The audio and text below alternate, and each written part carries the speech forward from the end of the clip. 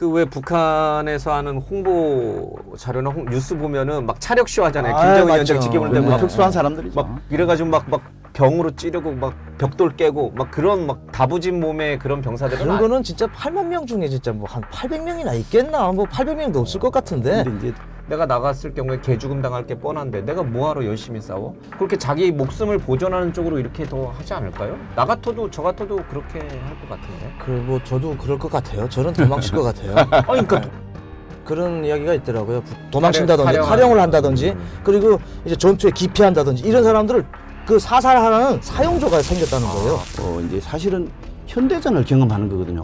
북한이 해외 파병 나가거나 아니면 전투를 한 게 6.25 이후에는 처음입니다. 실전을 경험한 게 처음이거든요. 그나마 이것도 실전도 그냥 실전이 아니고 바로 현대전을 경험합니다. 이건 우리도 못하는 겁니다. 우리도. 결국은 거기 북한의 전력 강화로 이어지고 우리에게 이제 안보 위협으로 다가올 거거든요.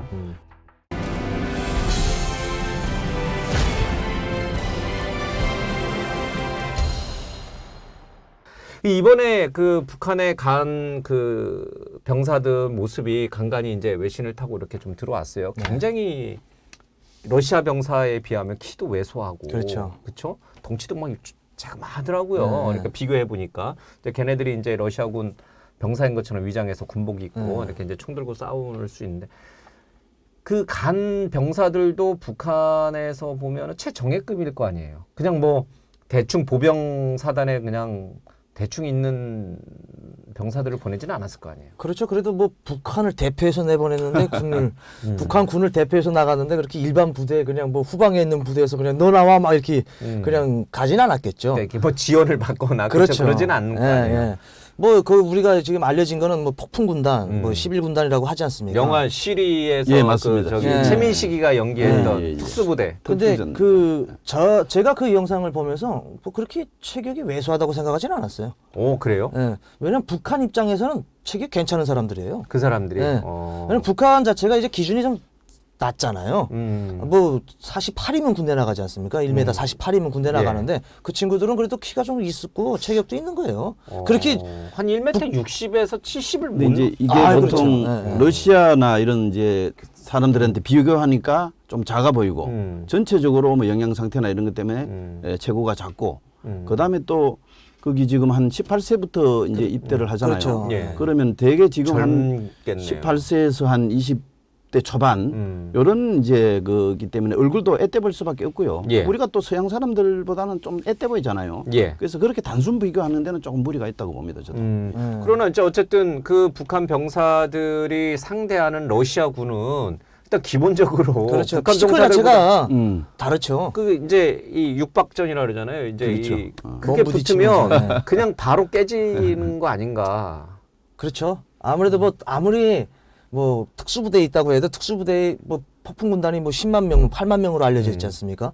아, 그 8만 명이 다 우리가 TV에서 나오듯이 그 정도의 피지컬을 가지고 있지는 않거든요. 그 왜 북한에서 하는 홍보 자료나 뉴스 보면은 막 차력쇼 하잖아요. 아, 김정은 맞죠. 위원장 지켜볼 때 네. 막 특수한 사람들이죠. 막 이래가지고 막 병으로 찌르고 막 벽돌 깨고 막 그런 막 다부진 몸의 그런 병사들은 그런 거는 진짜 8만 명 중에 진짜 뭐 한 800명이나 있겠나? 뭐 800명도 없을 것 같은데. 근데 이제 우리가 북한군이 지금 110만 정도 예. 되는 추산하고 걸로 있는 알고 거죠. 있습니다. 추정을 하고 있는데 사실 이제 또 거기도 좀 그 함정이 있고 맹점이 있는데 사실 110만이 지금 말씀하신 대로 다 이렇게 우리나라 현재 이제 50만 대군처럼 이렇게 잘 체계적으로 훈련하고 있고 경계 서고 있고 이렇지는 저는 않다고 봅니다. 네. 심지어 어떻게 보면 뭐 속된 말로 둔전도 하고요. 둔전이라는 거 아시죠? 뭔가요? 박 깔아서 자기 스스로 자급자족도 옛날 하고요. 조선시대 때 예, 맞아요. 그렇게도 하고요. 농사와 병 그렇습니다. 능력의 의미를 같이 하는. 자급자족하고 네. 그래서 110만이 다 뭐 우리는 어쨌든 간에 50만을 이제 유지를 하기 위해서 뭐 지금 뭐 신세대 장병들이 좀 군기가 빠지고 그렇다 그래도 최소한 나름대로의 이건 꽉 짜여져 있는 데 있지 않습니까? 근데 110만을 그렇게 유지하기에는 좀 한계가 있을 겁니다. 그래서 거기에 약간의 허수는 저도 있다고 보고 그렇게 하면 특수군단도 뭐 8만이 된다고 하지만 이제 다 지금 말씀하신 대로 뭐 완전히 이렇게 한 건 아니고 이번에 이제 제가 보기에는 최고의 에이스는 뽑아가는 거는 아닌 것 같고요. 예. 최고의 에이스는 뽑아가는 거 아니고 왜 그러냐면은 사실은 이제 그 기본적으로 그 분단을 유지해야 되는 이제 그거는 건강을 남겨놔야 되는데 예. 사실은 여기는 이제 어쨌든 간에 뭐 말이 특수전이면 사실은 후방에서 교란 작전을 하고 이렇게 해야 되는데 여기 원래 11군단의 주 목적이 그런 겁니다. 그렇죠. 우리 그런데 후방으로 들어와 가지고 맞습니다. 교전을 예, 예. 그러니까 교란을 일으키는 그런 목적이 쪽으로. 이제 사실 군대라고 봐야 되는데 지금 우크라이나전에서는 그럴 상황이 지금 아니거든요. 그럼요. 후방에 가는 게 아니라 최전선에서 뭐 이 총알바지냐 지금 산악지형도 아니고 완전히 평지입니다. 평지. 예. 평지에서 가면은 정말 뭐 이 바로 총알바지 될 가능성도 많거든요. 희생을 어차피든 간에 북한군이나 김정은도 알고 있기 때문에 뭐 최고의 에이스를 뽑아서 보내지는 않을 걸로 저는 이렇게 그냥 추정을 합니다. 예. 저도 뭐 그게 동의합니다. 예. 뭐 최고의 에이스들을 뭐 거기다 보내지는 않고요. 그냥 가서 그냥 적당히. 그렇죠. 그리고 이제 우리가 애때 보인다고 하는데 제가 보기에는 20살 다 넘은 친구들 같아요. 왜냐하면 뭐 아무래도 북한에서도 군복무가 지금 뭐 8년으로 줄었다고 하지 않습니까? 원래 10년이었는데 그래도 3년은 한 친구들로 보냈을 거예요. 그냥 뭐 무작정 그냥 이제 나온 군인들 갖다 보낼 수는 없지 않습니까? 그것도 국가에서 보내는 건데. 나름대로 사상적도 네. 조금 그렇죠. 사상적으로도 조금 이제 무장장 있는 애들로 친구들 보내려면 보냈겠죠. 한 3년 정도는 걸쳐야 되거든요. 3년 정도 걸치면 그때는 이제 막 자기 인체에서 이 최고의 시너지가 발휘될 때예요. 그때가 막 호르몬이 막 변화될 때고 남성으로 그렇죠. 막, 막 예. 그때 막 분비될 때니까 네. 그런 친구들로 아마 보냈을 겁니다.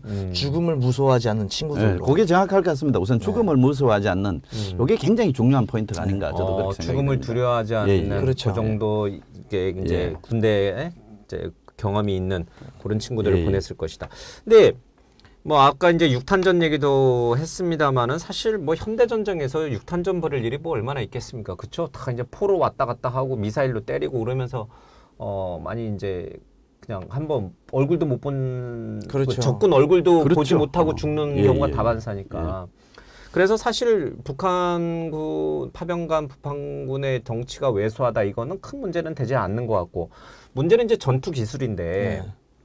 정말 이제 죽음을 두려워하지 않는 군대 한 3년에서 4년 차 정도의 경험이 이상 있는 그런 병사들을 보냈을 경우에 이 북한군 병사들의 전투 기술은 어떤가? 그러니까 뭐 사격술이라든지 아니면 이제 포 운영이라든지 뭐 여러 가지 이 군사 작전을 짤 수 있는 그런 능력들 그런 것들은 어때요? 제가 보기에는 뭐 푸틴하고 김정은이하고 그 군인 병력 이제 파견하는 문제를 가지고 이야기를 하면서 훈련을 시켰을 것 같아요. 뭐 지금 러시아에서도 훈련을 받고 그렇죠. 있긴 하죠. 예. 뭐 전에도 좀 준비를 했는 흔적이 보입니다. 제가 볼 때는 북한에서도 그동안 김정은이가 이제 왜 뭐 특수전도 가서 참관도 하고 이런 과정을 지금 돌이켜 생각해 보니까 그런 준비하는 과정하고 상당히 연관되지 않았을까 북한 내에서도 그런 생각이 듭니다. 저는. 무작정 보내진 않을 거고요. 근데 다른 명분으로 훈련을 시켰을 거예요. 러시아에 파병 간다는 소리는 안 그렇겠죠. 했고 예. 다른 명분으로 이제 훈련을 시켰겠고 그리고 북한군 같은 경우에는 솔직히 이제 평야지대에서의 이제 전술 전법이라는 게 좀 부족합니다. 그렇겠죠. 왜냐면 뭐다 북한 자체가 산악지대이기 때문에 산악지대 훈련은 많이 합니다. 근데 이제 평야에서 훈련을 해본 적 경험이 없어가지고 러시아 파견돼서도 지금 러시아에서도 지금 훈련을 받고 있다고 하는 예, 것 같은데 그런 거를 아마 전술 전법 훈련을 받을 겁니다. 무작정 뭐 김정은이도 그렇지만 푸틴도 그렇고 전쟁 승리를 하려면 어쨌든 군인이 있어야 되는데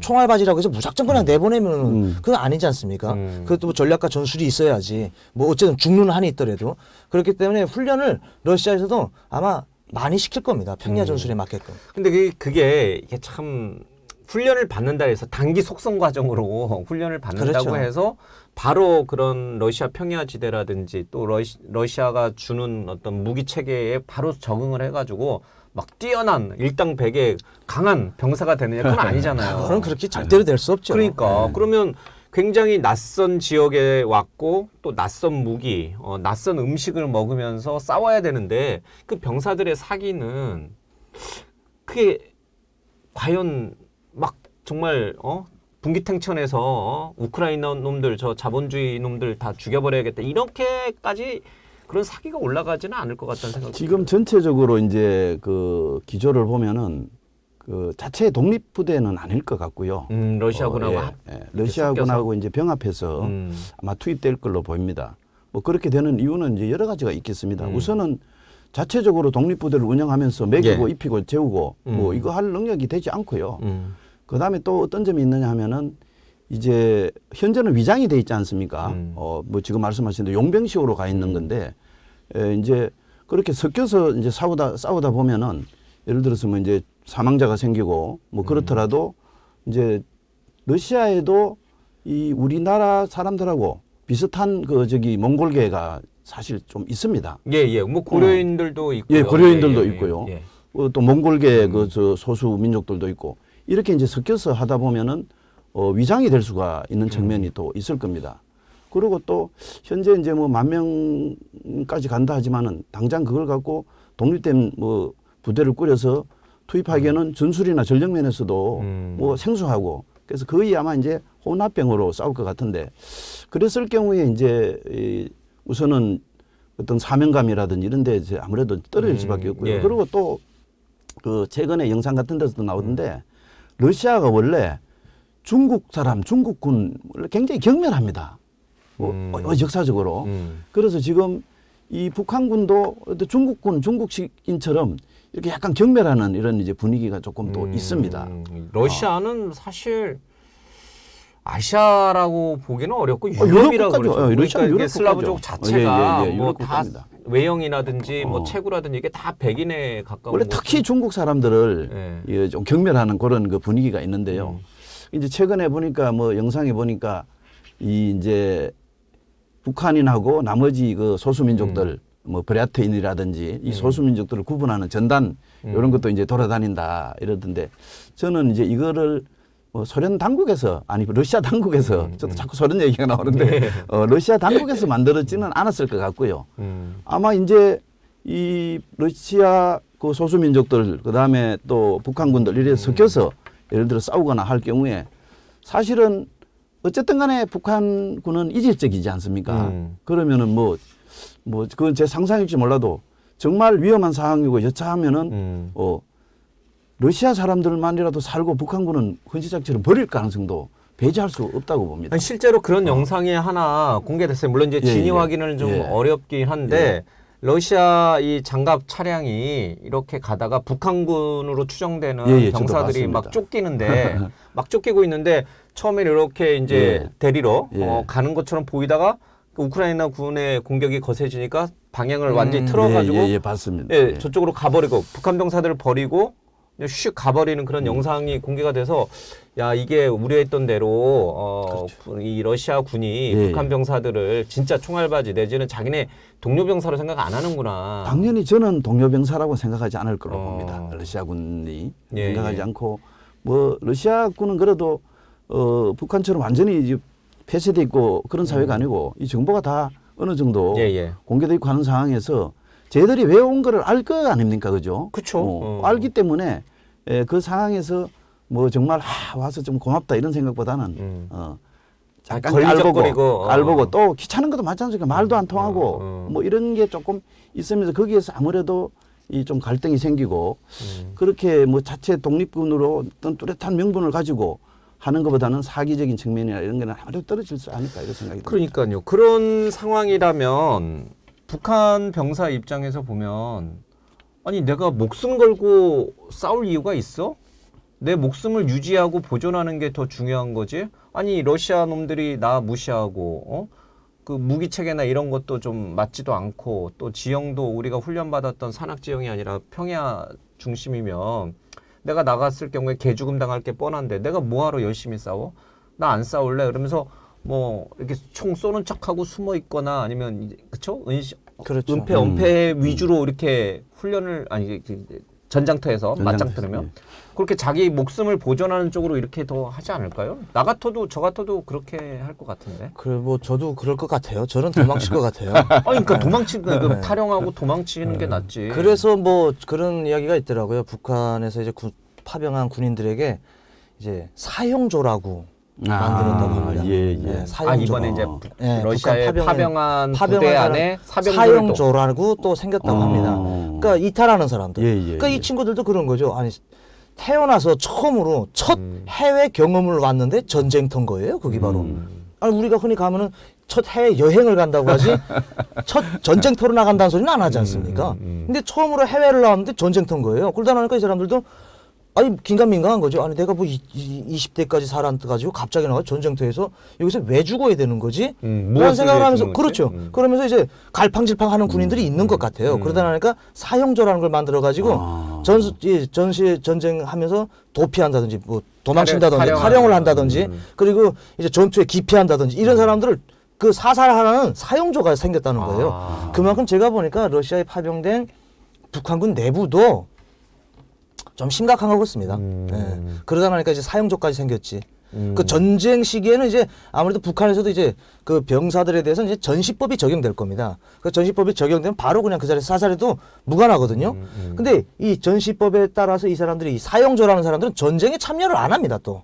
예. 전쟁에 참여를 안 하고 이 군인들을 감시하는 거예요. 이탈자를 감시하고. 이탈자를 감시하고. 그 병력 내에서 도망치는 거를 보면은 바로 사살하게끔. 그래서 그게 원래 옛날 영화를 제가 많이 봤는데 정치지도원, 정치위원, 예, 이런 사람들인데 뭐 보위부에서 그러니까 보위부라는 것이 제가 있었던 보위성이 아니고 군대 안에도 인민무력부 안에 보위사령부라는 게 있습니다.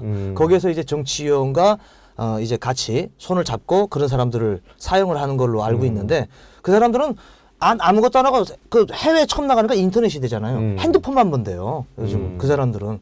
그것만 핸드폰만 보다가 자 도망치려고 한다면 그냥 쏘고 이런 일만 하는 사형조가 생겼다는 거 보니까 진짜 북한 그 파견되어 있는 북한 내부에도 그 러시아에 파병되어 있는 그 안에서도 좀 혼란이 많은 것 같습니다. 근데 그 정치지도원? 네. 예, 정치지도원하고 이 보위부는 장교들일 거 아니에요. 그렇죠. 그 다 장교죠. 사형조는 그러니까 네. 일반 사병보다는 그렇죠. 예, 장교. 그렇죠. 그러면 조금 더 북한 내에서 많이 배운 사람일 거고 그리고 많이도 배우고 그리고 또 당성도 강하고 그렇죠. 당성도 강하고 그러나 많이 배웠기 때문에 상황 변화, 현실 인식이 빠를 거 아니에요. 그렇죠. 그 강한 당성이 러시아에 갔을 때 말씀하신 대로 다양한 어떤 문물이라든지 해외 소식이라든지 이런 걸 접하면서 그 당성을 꺾어버리고 머리가 좋으니까 이게 내가 알았던 북한 체제가 이게 아니구나. 오히려 더 보위부 장교나 아니면은 그 정치 지도원이라고 하는 소위 말해서 북한 내에서 지식인 인텔리겐차라고 불리는 그 사람들이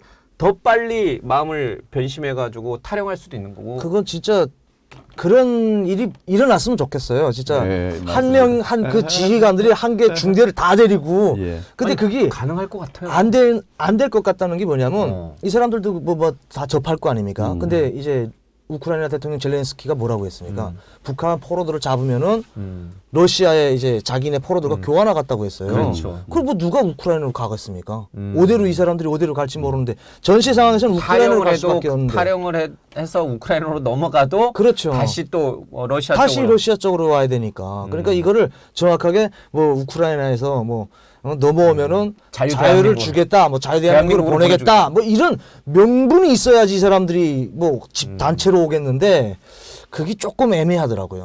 그러니까 이게 진짜 우리 지금 굉장히 중요한 네. 얘기인데 탈영을 해도 갈 데가 없는 거예요. 갈 데가 없는 거예요. 그리고 그 우크라이나에서 그 전단지를 봤는데 저도 우크라이나에서 이제 북한 병사들한테 보낸 전단지 너무 허술해가지고 좀 우리 대한민국의 자문을 좀 받아야 되겠더라고요. 그러니까 북한 군에 대한 이거 정보 파악도 제대로 안 돼 있고 하기 때문에 파악이 안 돼 있잖아요. 쪽에서도. 그렇죠. 그러니까 무슨 삼시세끼 고기에 밥을 주. 아니 전쟁에 나와 있는 사람들한테 밥하고 고기 주겠다고 누가 옵니까? 자유를 줘야지. 자유 대한민국으로 뭐 언제든지 보내주겠다라든지 뭐 이렇게 좀 획기적인 제한이 있어야지. 아니 나도 탈영할 마음이 있는 거지. 아니 뭐 오면은 러시아에 잡혀 있는 우크라이나 병사들과 교환을 나갔대. 아유 안 가죠. 그리고 이제 철저히 그 감시 통제를 지금 하고 뭐 사형조까지 얘기가 났는데 또 우선은 사형조에 해당하는 사람들은 북한에서는 핵심 계층, 특수계층이라고 봐야 되거든요. 그렇죠. 그래서 기득권자들이라고 보면 됩니다. 어떻게 보면은 이제 자기들은 그런 기득권을 포기하면서 가지고 있는 기득권을 포기하면서까지 이 서방 세계 문물을 잠깐 접했다고 해서 쉽게 마음을 변하기에는 또 어려운 측면이 있다고 봅니다. 일반 사람들하고는 달리. 예. 아무래도 그런 여러 가지 여건을 봤을 때 북한군 병사나 장교나 예. 탈영하고 싶은 마음은 강하게 들어도 막상 갈 데가 없고 그렇죠. 되려 다시 러시아에 붙잡혀 와서 탈영병으로 더 혹독한 고초를 당할 게 뻔하니까 죽거나 예. 그렇죠. 그러니까 죽는 거 말고는 답이 없네요. 포로가 되거나 그렇죠. 이제 뭐 그건 죽거나 뭐, 포로가 되거나 두 가지죠. 포로 교환으로 와서 뭐 탈영했다가 포로 교환으로 와서 오면 그건 다시 사형이죠. 그러니까 포로가 돼서 다시 러시아군과 맞바꿔가지고 러시아에 다시 왔으면 북한으로 보내져야 되는데 다시 전장터로 나가는 그렇죠. 일이 그렇죠. 반복될 거예요. 전장수로 나가겠죠. 그러니까 이 전쟁이 끝나지 않는 한 지금 러시아에 파병된 북한군 예, 예. 병사들은 죽음 말고는 선택지가 없는 거네요. 현재로서는 그런 것 같습니다. 이게 너무 참 뭐 12,000명 정도 되지만 그 젊은 꽃다운 청춘들이 이유도 모른 채 뭐 무엇을 위해서 내가 죽어야 되는지도 모른 채 그냥 낯선 땅에서 죽어야지만 고국 북한으로 돌아갈 수 있다는 게 너무 비극적이네요. 이런 이야기 하는 것 자체가 대한민국에 감사해야 돼요. 그 사람들은. 왜냐면 북한 사람들은 우리 대한민국에서 우리 같은 민족이기 때문에 우크라이나에 가서 러시아에 가서 총알바지로 가는 걸 가슴 아파하지 않습니까? 저희는 한민족이기 때문에 북한에서 만약 예를 들어서 반대 상황이라고 하면은 북한에서 그렇게 잘 됐다. 많이 죽어라 이럴 겁니다. 교육을 그렇게 받. 이 참 교육이 문제가 있긴 있는 것 같아요. 심각한 문제. 심각한 것 같아요. 제가 교육이 그만큼 그 이야기를 들으면은 예. 야, 우린 같은 민족이기 때문에 북한 병사들 그 나간 걸 얼마나 가슴 아파하고 이거를 진짜 이 뉴스에서 안 나오는 데가 없잖아요. 예. 아 근데 이건 생뚱같이 북한 같은 경우에는 그 우리 대한민국 군이 나가서 막 그러다 저 적들 잘 죽었네 이렇게 이야기할 거 아닙니까? 이거 진짜 너무 가슴 아픈 현실인 것 같아요. 네. 참 그렇습니다.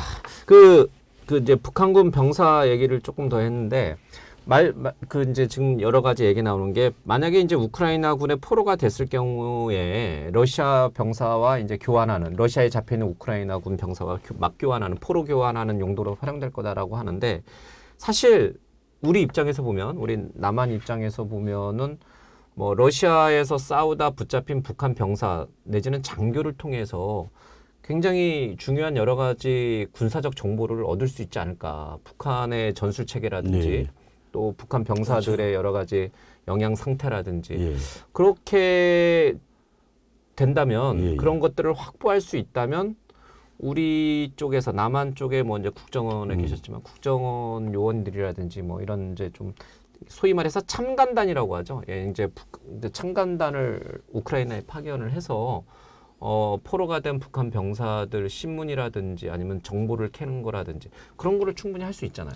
지금 이제 사실은 우리가 중요한 거는 뭐 이제 북한군이 가서 정말 아까운 청춘들이 죽고 이거 안타까운 이제 가슴도 아프지만 더 이제 당면한 거는 저 우크라이나 전쟁의 전장터에 북한군이 가서 저게 우리에게 어떠한 안보 위협으로 되돌아올지 이제 이거를 생각하는 게 가장 중요합니다. 그렇죠. 사실은. 예. 그런데 거기서 이제 말씀하신 대로 우선은 이제 그 앞에 표면적으로 당장 드러나는 것은 뭐 예를 들어서 이제 간 대가로 이제 핏값 받아서 김정은이 통치 자금이 될 테고 그거는 조금 더 뭐 위협이 되지만은 약간 또 조금 비켜나 있는 거고 또 이제 그 대가로 뭐 이제 아마 식량이나 에너지 이런 걸 좀 받아서 예를 들어서 이제 북한 주민들 동료라든지 이런 걸 좀 덮을 겁니다. 왜 그러냐면 러시아가 뭐 식량 에너지는 그래도 충분하지 않습니까?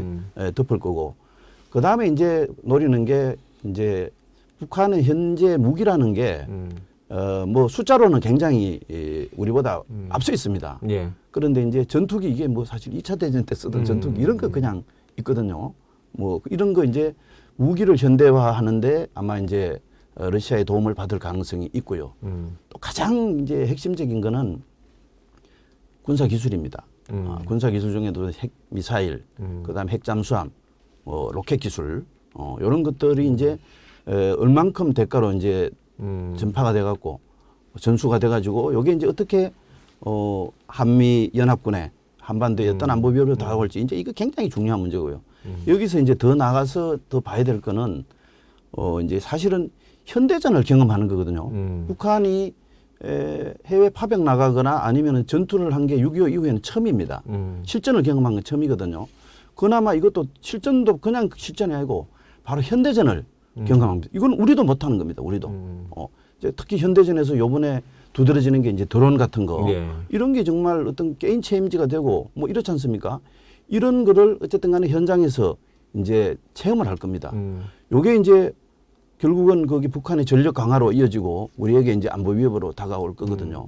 그럼 이제 그런 거를 저는 지금 뭐 정치권에서 뭐 참관단이 가야 되느냐 말아야 되느냐 뭐 이런 거 갖고 논란이 있고 그런데 그거는 당연히 가야 되는 겁니다. 당연히 가야 당연히 가야 됩니다. 왜 그러냐면은 이제 이 전쟁을 통해서 어쨌든 간에 북한과 우리는 마주하고 있는 저 대치 상태거든요. 그러면 그들이 가서 얻는 게 뭔지, 잃는 게 뭔지 이거를 현장에서 잘 챙겨야 되고요. 또 이제 포로가 만약에 이제 잡힌다면은 우리는 그동안 이제 뭐 여기 우리 저기 저 계시지만은 그동안 탈북 이탈한 북한 이탈 주민이라든지 뭐 그다음에 기순자들 뭐 이런 사람들을 그동안 이제 거기 뭐 합신조라고 해서 이제 신문하고 이렇게 하면서 많은 노하우와 자료 이런 게 이제 축적이 되어 있습니다. 그리고 또 그런 분야에서는 특히 휴민트라든지 이런 걸 이제 관리하는 분야에서는 어쨌든 간에 우리가 이제 세계 최고거든요.